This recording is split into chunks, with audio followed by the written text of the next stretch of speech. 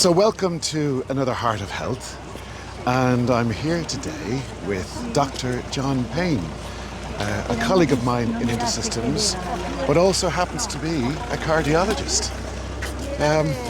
John, tell us about you. Well, I'm a cardiologist. I work in Glasgow, I work in a transplant unit, big team of people, lots of different types of healthcare professionals, doctors, nurses, physios, surgeons, intensivists, and lots more. I've been doing that for about 15 years now. Before then, what was your background? If I remember correctly, you had some clinical governance aspects to your role in the past. So when I started in Glasgow, I started a role in kind of improvement and making things better and learning from mistakes and learning from experience, and I suppose that's one of the roles of clinical governance, and then kind of moved into a bit of quality improvement as well, which is almost it just sits next to clinical governance. Yeah. So, and that's kind of how I got involved in InterSystems. What's involved with your normal role as a surgeon? So cardiologists aren't surgeons, but and there's often some kind of confusion between cardiologists and cardiac surgeons. But so cardiac surgeons, they do a lot of the heavy duty surgery, open people's chests up, do heart transplants, replace valves and the like. Yeah. Whereas cardiologists often look after the patients before they get their operation and afterwards, and that's certainly an oversimplification of what happens. But you know, in the interest of brevity, that's kind of the difference between a cardiologist and a cardiac surgeon. And I'm a cardiologist. You work out of Scotland. You're near Edinburgh. Yeah. So we're based in Glasgow at the Golden Jubilee National Hospital, which the team which I work in is the advanced heart failure team, which really serves the whole of Scotland for patients who have got terrible hearts that might benefit from heart transplantation and or an artificial heart.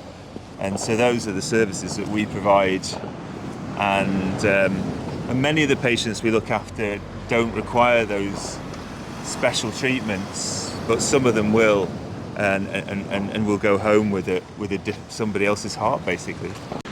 How are things today? Is the situation with heart disease increasing? Yeah, I think, you know, people's lifestyles are probably not as healthy as you would want them to be, but there are some amazing treatments now that are kind of countering that.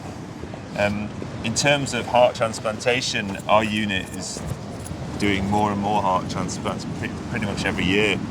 So we did more heart transplants last year than we'd ever done before. So heart transplantation is increasing as a useful treatment, and that's probably because we're just getting more awareness and there's a better availability of donors around, so more patients are getting the opportunity to live a longer life with a new heart. Now, one of the stats that I noted before I came to get some time to chat with you was that apparently there's about 480 people a day dying of heart disease, twice the number put together of those suffering with cancer and with Alzheimer's disease. That's still a pretty high number, isn't it? Yeah, for sure. Yeah. Yeah, it's a big problem, and it's a complex problem? Yeah, complex in the sense that often patients with heart disease have other problems as well. They might have a bit of diabetes, they might have been a smoker in the past, they might be a bit overweight. And so that adds to the complexity of treating them, whether it be for a heart transplant or a heart bypass or a valve replacement. Okay. What brought you into InterSystems? So going back to when I was involved in quality improvement, I read a book, and one of the chapters was about digitisation in healthcare, and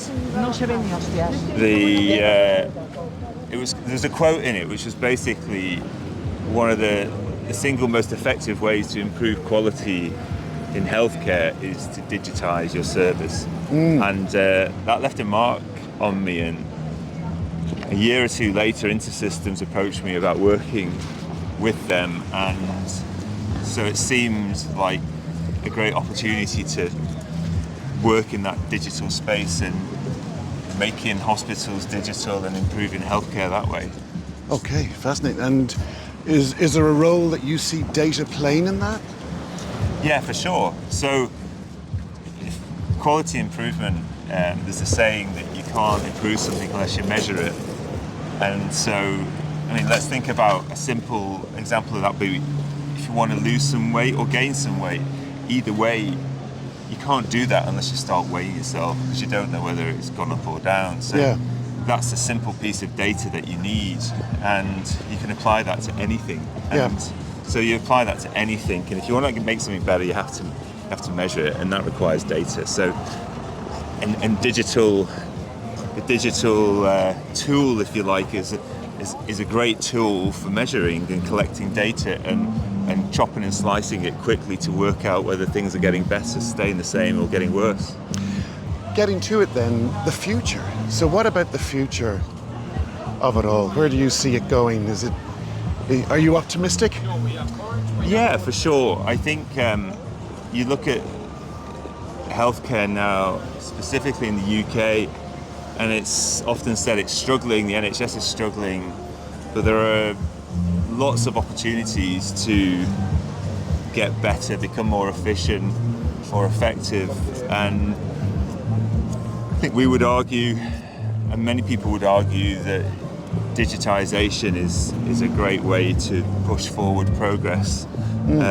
And we hope in InterSystems that we can do that in the UK and elsewhere globally. Super. Well, thanks for taking the time to chat to me. Yeah, thanks, Ed. Well, lovely day.